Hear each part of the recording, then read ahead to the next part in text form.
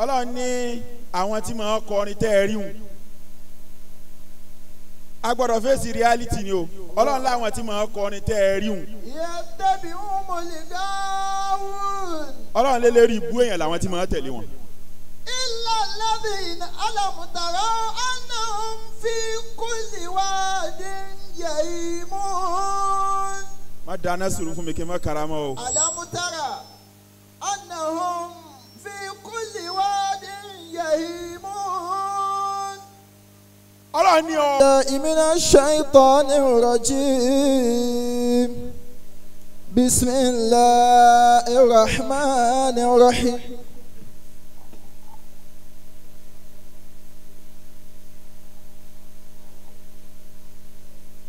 أعوذ بالله من الشيطان الرجيم. بسم الله الرحمن الرحيم.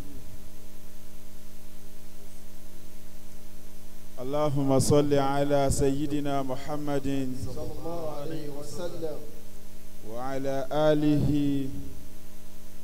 وأصحابه وسلم. آمين. Mo kí gbogbo àwọn àgbàlagbà àwọn aláńláńlá nínú àwọn àlùfáà tí wọ́n ń bẹ níkàlẹ̀. وليتك تحلو والأنام مريرة. Ìṣẹ́jú tí mo ní ò tó nǹkan kò require nọ́ọ̀sì púpọ̀. Àfáà wa àgbà oníkàún أدام الله حياته. Ọlọ́run kó jẹ́ àárín yín pẹ́. آمين. Bí gbogbo kó wá tí ń tì yín ṣáájú látàárọ̀ bí n bá rí àlùfáà tí wọ́n bá ń fi owó ròyìn ẹ̀ ìtí máa dùn mẹ́mi lọ́rọ̀ rẹ̀ ni pé ń tọ̀hún ya tọrẹ ni torí pé owó ò sínú sí fàáfàá àmọ́ bí wọ́n bá ń fowó ròyìn àfáà ẹni náà máa tọrẹ púpọ̀ ni àwọn èèyàn wá mọ̀ bẹ́ẹ̀ bùkátà tí parí òkà wọn mọ̀ wá gbélé ibà wọn nígbà tá a pàdé lóde wọn júwe ìpolówó ni wọn Ọlọ́run ló mọ irú ẹ̀ tẹ́ ẹ mọ bá pàdé Ọlọ́run ó mọ làyín. آمين. mo kí àlùfáà wa Abdallah ọlọ́sàn أدام الله حياتكم. Ọlọ́run bá aṣàlékún dáadáa yín آمين. lérí kíkì mi pẹ̀lú ògo Ọlọ́run yóò ká ìṣẹ́jú kan àtàbọ̀. àfáà wa Abdulwasin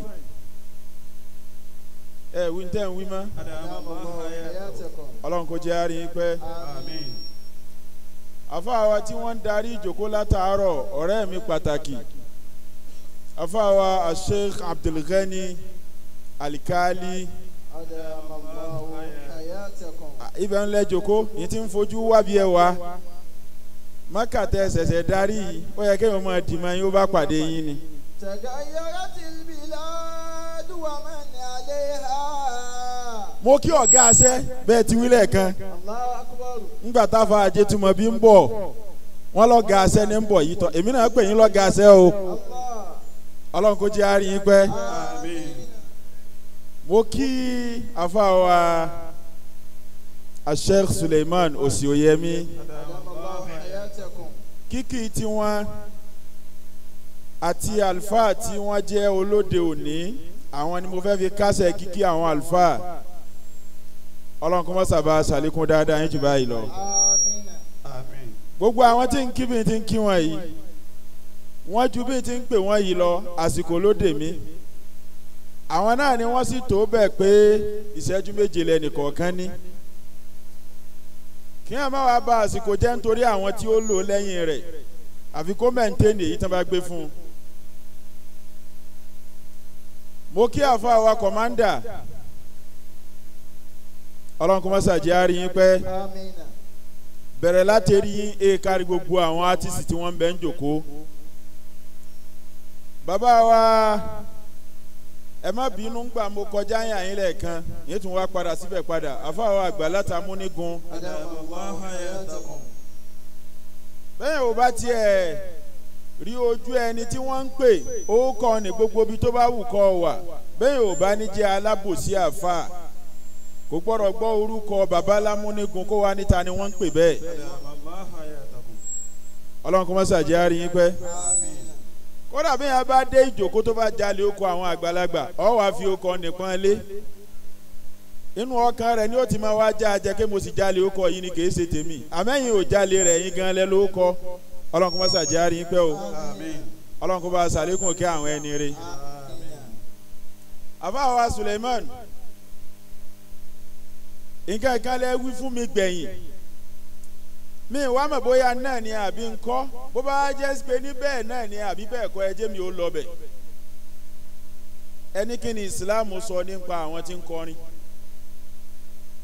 ntẹ́ wí fún mi nìyí torí tó jẹ́ ntì máa yín lọ́rùn ni pé tí n bá lọ bẹ̀ kẹ́lómi ó máa wá béèrè pé ṣé wọ́n fún àfáà yìí ń tọ́pìkì yìí ni àbókàn wí. ọ̀rọ̀ tẹ́ ẹ sì bí mí yìí ọ̀rọ̀ tí dá wàhálà alẹ̀ ni ọ̀rọ̀ tí sì dìjà ni. àwọn àgbàlagbà sì ní bàbá sẹ́yìn à níṣẹ́ lọ́hùn. ọ̀rọ̀ tí máa wá mú kí àáfà ó bára rẹ̀ ní mọ́kífù haraj. ọ̀ọ́kàn rí pé ọ̀rọ̀ rẹ̀ dà gẹ́gẹ́ bí ẹni tí wọ́n dì lọ́wọ́ tí wọ́n dì lẹ́sẹ̀ bàbá wa oníkàún bẹ́ẹ̀ bá ń wojú yín báyìí ń gba mẹ́dàdì ni. yóò wá dàbí ẹni tí wọ́n dì lọ́wọ́ tí wọ́n dì lẹ́sẹ̀ tán wá sọ fún pé iyyaka an tabtalla bil ma'i adìọ́ lọ́wọ́ adìọ́ lẹ́sẹ̀ tán a wá ju ọ̀nù odò a wá tún sọ fún pé dákun pẹ̀lẹ́pẹ̀lẹ́ dọwọ́ rẹ o mọ́jọ mi ó kàn ọ́ la bó o ló ṣe fẹ́ kọjá tó mi ò ní kàn án la Kùránì sì dá sọ̀rọ̀ tá n fà yìí a'udhu billahi minash shaitani rajim ibò ṣe kálẹ̀ kan. a'udhu billahi minash shaitani rajim. ọba ọ̀rọ̀ náà nu. bismillahir rahmanir rahim. kódà bẹ́ẹ̀ yóò sọ nǹkan mi ìmọ̀jọ́ ọ̀rọ̀ Kùránì lọ èyí náà tó. wash-shu'ara'u yattabi'uhumul ghawun.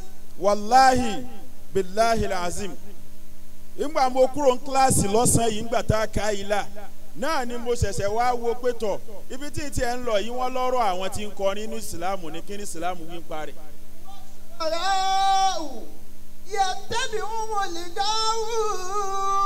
láàrin ìṣẹ́jú tí mo fi wò ó ní tí mo fi làákàyè mi kó jọ ó kọjá ní téèyàn lè kọ ní 10 pages. àmọ́ pẹ̀lú ògùn Ọlọ́run bó ti pọ̀ tóun ní tí ìfìwé náà ò ní kọjá ìṣẹ́jú 3 sí 4 òrùn tó kún ta yìí náà tó sásọ àbáwọ àlìkáálí àjọṣe wá sí ìníṣẹ ẹ bá ń yọ̀ǹda àfáàjẹ túmọ̀ bíbí wọn wà ní àwọn náà ni wọ́n ní ọ̀rọ̀ tí ń sọ yìí kò wá gbọ́dọ̀ dànù wọ́n sún ara hù. Ọlọ́run ní àwọn tí màá kọrin tẹ́ ẹ rí hùn a gbọ́dọ̀ fèsì reality ni o Ọlọ́run láwọn tí màá kọrin tẹ́ ẹ rí hùn. Ọlọ́run lé lérí ibú èèyàn làwọn tí màá tẹ̀lé wọn. illa alladhina alam tara annahum fi kulli wadin yahimun. má dáná sùúrù fún mi kí n má karama o. alam tara annahum fi kulli wadin yahimun. Ọlọ́run ní ó rí pé wọn ò lójú tì ní fi kulli wadin yahimun. ìjánìkan ṣe tí wọ́n kì í pé lérí ire ni dèdè wa náà lẹ́lòmí òwú ó sì tún máa ròyìn ẹ̀ pé lérí ibú lòun fi kulli wadin yahimun ẹlẹ́nu méjì bí ọ̀bẹ rẹ lé ni wọ́n àwọn lẹ́ bá yà yín lónìí àwọn lẹ́ ń bá yà yín lọ́la lábẹ́ àyà tí ń kà yìí ẹgbẹ̀rún ọ̀rọ̀ níbẹ̀ lábẹ́ rẹ o àmọ́ mo fò ó. wa annahum yaquluna ma la yaf'alun. ní tí pa akọrin ò ká ní máa wí o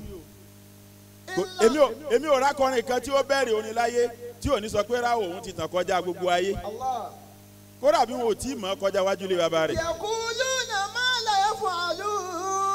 níbi wọn ò tó náà wọ́n pera wọn dé ẹlòmíì ò tún wá ní wọ́n ń jí orin òun kọ dákun kí lọ́ọ́ ń kọ tán ń jí kọ. illa alladhina amanu. bí wọ́n bá play orin ẹlòmíì ẹ wàá fi òwú di etí pé dákun kí lè yí ń wí nísì. yaquluna ma la yaf'aluna. bí Kùránì ti wí nu o. yaquluna ma la yaf'alun. mo rí i pé àwọn ojú kan ò rẹ́rìn-ín bí àwà yìí mọ́ nísìn. Allah. àwọn ojú kan ti ń kan báyìí a sì wá gbọ́dọ̀ torí pé ojú ó kan jẹ́jẹ́ mi mo jókòó àwọn náà fún mi ní tọ́pìkì o. وأنهم يقولون ما لا يفعلون. ọlọ́run ní tipa àwọn òka ó kọ tí wọn ò tó ni wọ́n ń pera wọn o. إلا الذين آمنوا. báríkà àwọn kọ̀ọ̀kan. illa alladhina amanu. níjọ́ tí àyà yìí sọ̀kalẹ̀ Hassan bin Thabit, رحمه الله تعالى. Ka'b bin Malik, òun nídìí ẹ̀. تعالى. Hassan bin Thabit àti Ka'b bin Malik, رحمهم الله تعالى. bàbá wọn ọlọ́sàn, wọ́n wá gbéra wọn wá lè bá Nabi sallallahu alayhi wa sallam.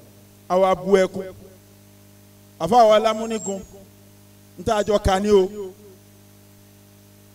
ẹ má dáadáa mi o ẹ jẹ́ gbogbo wọn mọ̀ pé àjọ kà á bẹ́ẹ̀ ni ìwí ìfẹ́ nu. عن عائشة رضي الله عنها. a ní ìlọbi kankan mọ́ ibi àyà náà mo ti fẹ́ sọ̀kalẹ̀. إلا الذين آمنوا. àwọn méjì wá gbéra wá lè bá Nabi, bàbá wọn sì oyé mi wọ́n wá ń sunkún torí pé Hassan bin Thabit òun ni ọ̀gá akọrin nínú Islam níjọ́ náà àti Ka'b bin Malik nínú àwọn tí wọ́n ń kọrin pẹ̀lú rẹ̀ nù ni.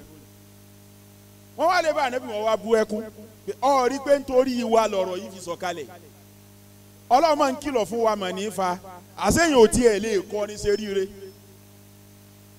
súrà tí àyà ti ń kà yí wà Suratu Shu'ara yìí o fẹ́ni bá fẹ́ sáàjì ẹ̀.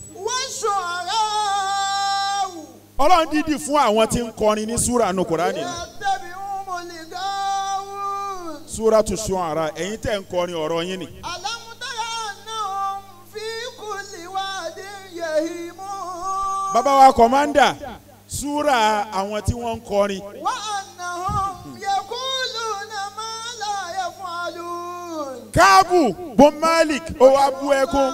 níta ń sọ yìí ó ju làákẹ́ àwa tá a jòkó yìí lọ. bẹ́ẹ̀ bá wa torí àwọn tó jòkó tó bá parọ́ àbọ̀ bá yí ọ̀rọ̀ padà àbọ̀ chẹ́ǹjì ẹ̀ síbà mí. ala wa sálẹ̀ alájà wa òbí rere kọ́ yìí súra àwọn náà la wa ẹ bá wọn bí wọn jòkó. يتبعهم الغاوون. bẹ́ẹ̀ bá wa yí ọ̀rọ̀ padà nítorí àwọn tó kọjú sí ẹgbẹ̀rún èèyàn ni ò sí bí tí ó gbọ́n tó wí. أنهم في كل واد يهيمون. owó lọ́ọ́ wà lọ́ọ́ rí lójú ọ yí ohun padà ní àbẹ́ èèyàn وأنهم àtọwọ́ àtẹ̀yìn èwo ló tó ọlọ́run. يقولون ما لا يفعلون. àfa àwọn òsì òyẹmí ẹ kọjú ẹ̀yìn ilẹ̀ dálẹ̀ o. إلا الذين آمنوا. èmi ò máa ń tẹ́ ẹrí tẹ́ ẹ fi wí ẹ̀yin lẹ sáà wí ẹni tẹ́ ẹ fẹ́ kí n sọnù ni. bàbá wo oníkan mo sọ ọ́ lẹ́ẹ̀kan pé bí n ṣe ń wojú yìí ń gba mọ́dádù ni àwọn afẹ́yìnsú fi ti gbọ́n tí ń jẹ́ mọ́dádù yé. Ka'b bin Malik ó wá lè bá Ànábì. ṣé ẹ mọ̀ pé àládà àwọn obìnrin bí wàásì bá ti ya lù wọ́n àwọn máa sọ ọ́ dẹjọ́ ni. ni ló fà á ẹ fi wọ́n lẹ̀. wọ́n wá lè bá Ànábì hàn wá bú ẹkún sallallahu alayhi wa sallam.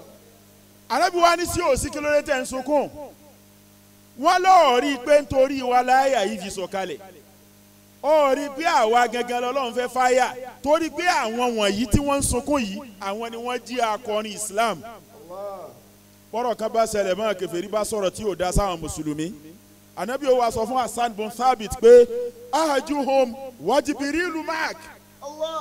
orin tán kọ bú wa yóò yá ìwọ náà lè kọ tiẹ̀ kọ́ bú wọn bọ́ ọ bá ti fẹ́ bú wọn Jibrilu ó sọ̀pọ̀tì ẹ̀ yóò máa bọ́ bú wọn ni.